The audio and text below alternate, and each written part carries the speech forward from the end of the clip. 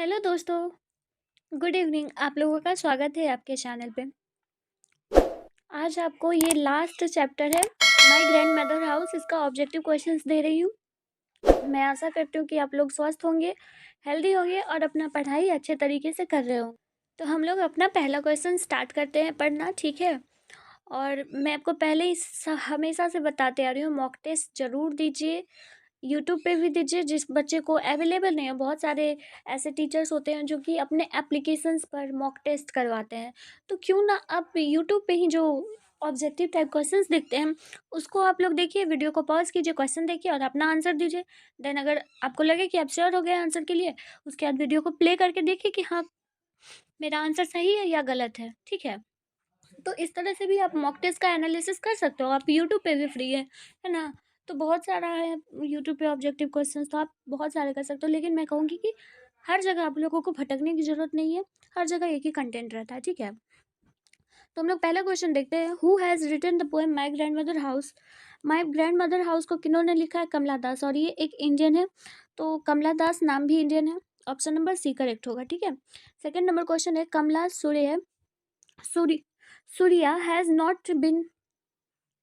Second number question है, Kamala Surayya has not only written in English but also in Malayalam. देखिए, कमला दास ने एक लिखा है कमला सूर्या, ठीक है। वो जो है वो ना कि सिर्फ इंग्लिश में लिखा गया है बल्कि मलयालम में भी लिखा गया है, ठीक है। तो एक ये भी क्वेश्चन आता है कि कमला दास जो है वो कौन कौन से लैंग्वेजेस को जानती है, तो वो इंग्लिश भी जानती है और मलयालम भी जानती है। तो इसका ऑप्शन नंबर बी करेक्ट हो जाएगा, ठीक है। थर्ड नंबर क्वेश्चन है, summer in Kolkata is a collection of. जो समर इन कोलकाता है, ये जो है कमला दास का है, ठीक है। मतलब कमला दास ने ही समर इन कोलकाता, और ये इनका सबसे फेमस है पोएम, ठीक है। तो ये आप लोग जरूर से जरूर याद रखिएगा, और ये बहुत बार क्वेश्चन पूछा जा चुका है। तो ऑप्शन नंबर ए करेक्ट होगा, ठीक है। The house of the poetess grand mother is dash now. जो ग्रैंड मदर का जो हाउस है वो अब कैसा हो चुका है, मतलब कि अभी जो फिलहाल जब ये लिखा गया था पोएम, तो ग्रैंड मदर की हाउस जो इनकी जो कमला दास की जो दादी माँ थी, उनका जो घर था वो किस तरह का हो गया, तो वो एकदम फार हो गया ना, मतलब कि उनके घर से बहुत दूर पर होगा, है ना। क्योंकि कमला दास का जो है वो शादी हो चुका है, उनकी शादी हो गई, तो वो अपने दादी माँ के हाउस पे नहीं गई। वो एक बार गई और तभी उन्होंने ये पोएम लिखा, ठीक है। तो इसका ऑप्शन नंबर ए करेक्ट हो जाएगा, ठीक है। Grand mother is far now, अभी जो है उनकी दादी माँ बहुत दूर जा चुकी है, ठीक है, क्योंकि उनकी दादी माँ की डेथ हो गई है, ठीक है।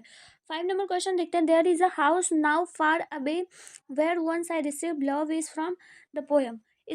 ये ग्रैंड मदर हाउस से लिख लिया गया है।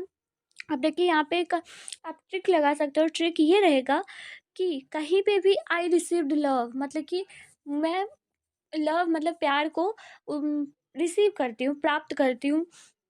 अब जो वो कमला दास है वो दूसरों के घर पे दरवाजे पे जाकर वो प्यार की भीख मांगती है। क्यों? क्योंकि उनकी जो दादी माँ है वो अब नहीं रही है, उनकी मृत्यु हो चुकी है, ठीक है। तो यहाँ पे ऑप्शन नंबर सी आपका करेक्ट हो जाएगा, ठीक है। Snake were seen among.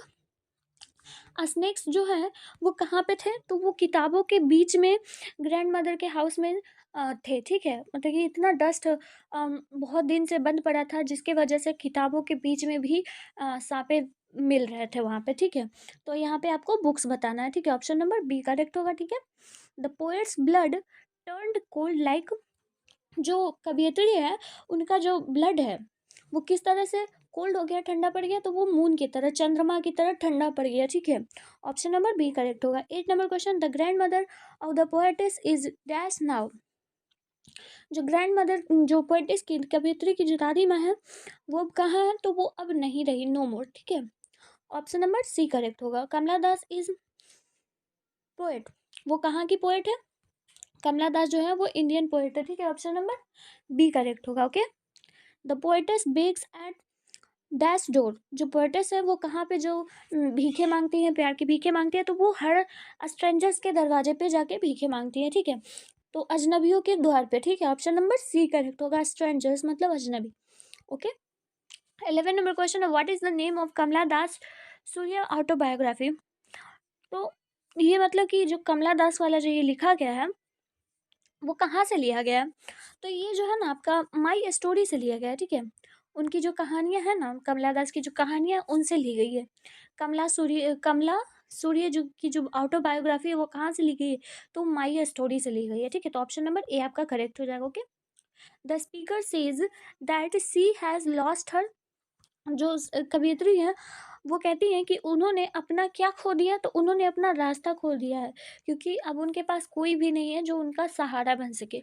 एक उनकी अपनी दादी माँ थी, वो भी उन्हें छोड़कर चली गई, तो उन्होंने अपना रास्ता खो दिया है, ठीक है। ऑप्शन नंबर डी करेक्ट होगा, okay. Kamala Das was shortlisted for Nobel prize. जो कमला दास थी वो शॉर्ट लिस्टेड हुई थी, मतलब कि उन्हें प्राइज मिला नहीं था, लेकिन उन्हें शॉर्ट लिस्टेड किया गया था कि उन्हें नोबेल प्राइज मिलेगा। तो वो कब किया गया था? तो 1984 में किया गया था। ऑप्शन नंबर सी करेक्ट होगा, ठीक है। क्या आप लोगों को ये सारे क्वेश्चंस पता है? कमेंट में बताइएगा जरूर से, ठीक है। सारे क्वेश्चंस को आप लोग रिमेंबर कर जाइए, सारा क्वेश्चन इंपॉर्टेंट है। What happened to the house after the grandmother died? जब उनकी दादी माँ मर गई तो उस हाउस का क्या हुआ? The house withdraw into silence. Withdraw मतलब क्या होता है? निकालना, ठीक है। या फिर कह सकते हो मतलब जो हाउस, जो उनकी घरें थी, मतलब जो दादी माँ की घर थी, वो एकदम साइलेंस में, मतलब कि एक खिलखिलाती जगह से एक साइलेंस में तब्दील हो गई, बदल गई, ठीक है। तो ऑप्शन नंबर सी करेक्ट हो जाएगा, okay. Summer in Kolkata was published in, इन्हीं का जो समर इन कोलकाता जो सबसे फेमस है, वो कब पब्लिश हुआ? तो 1963 में, ठीक है। 1963, ऑप्शन नंबर बी करेक्ट होगा, okay. Kamala Das remembers the happy days spent in the sweet company of her grandmother house. जो उनकी दादी माँ का घर हुआ करता था, उनके साथ जो है वो उनकी जो बीती हुई यादें हैं, जो भी अच्छी कंपनी है उन दोनों के बीच में, बातें वगैरह हुई हैं, जो भी मेमोरीज रही है पास्ट में, उन सबको वो कमला दास जो है वो आज के दिनों में याद करती हैं, ठीक है।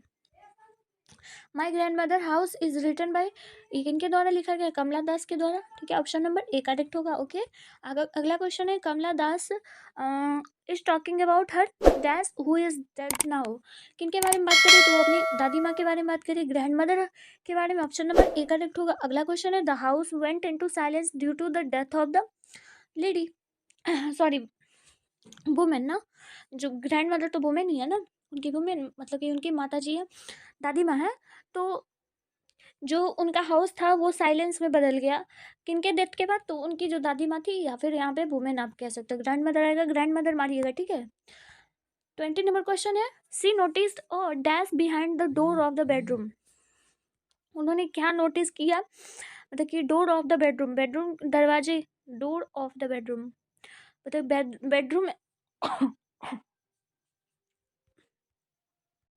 सॉरी, जो उन कमला दास ने जब वो गई अपनी दादी माँ के घर पे, तो उन्होंने बेडरूम के दरवाजे के पीछे क्या नोटिस किया? तो उन्होंने देखा कि वहाँ पे कुत्ते थे, ठीक है। ऑप्शन नंबर बी करेक्ट होगा, कुत्ते को उन्होंने नोटिस किया। The poetess is the grandmother house begs at, किन के दरवाजे पे? तो ये रिपीटेड क्वेश्चन है, स्ट्रेंजर्स के दरवाजे पे। ऑप्शन नंबर सी करेक्ट होगा, ठीक। My grandmother house is compose by Kamala Das, ये भी repeated question, option number A correct होगा। कमला दास इज क्या, कमला दास जो है वो क्या है? तो कमला दास एक इंडियन पोएट है, बता चुकी हूँ मैं आप लोगों को। ऑप्शन नंबर ए करेक्ट होगा।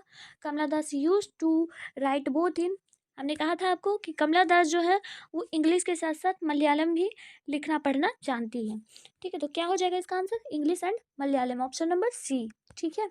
माई grandmother house is dash poem, ये किस तरह का एक पोएम है? तो ये एक ऑटोबायोग्राफिकल पोएम है, ठीक है। ऑटोबायोग्राफिकल पोएम कहने का मतलब ये हुआ कि उनके उनके ऊपर खुद बीती हुई जो बातें हैं, मतलब उनकी आत्मकथा है, ठीक है। ऑटो मतलब आत्मकथा कह सकते हो आप, ओके। ऑटो मतलब सेल्फ होता है, खुद का, ठीक है। तो उनकी ये ऑटोबायोग्राफी है, ऑप्शन नंबर बी करेक्ट होगा, कोई ये कहानियाँ नहीं है, ठीक है ना। 26 नंबर क्वेश्चन है, Kamala Das remember the house love and company of her grandmother. अपनी जो दादी माँ की लव है, कंपनी है, वो सबको वो आज के दिनों में याद करती है, ठीक है। ऑप्शन नंबर सी करेक्ट होगा, okay. Who wants to go and have a look from the window, कौन जो है वो जाना चाहती है और अपनी खिड़कियों से वो हमेशा देखते रहती है? तो वो जो है वो कमला दास है। कमला दास जो है वो अपनी दादी के पास जाना चाहती थी जब उनकी मैरिड हो गई थी, ठीक है।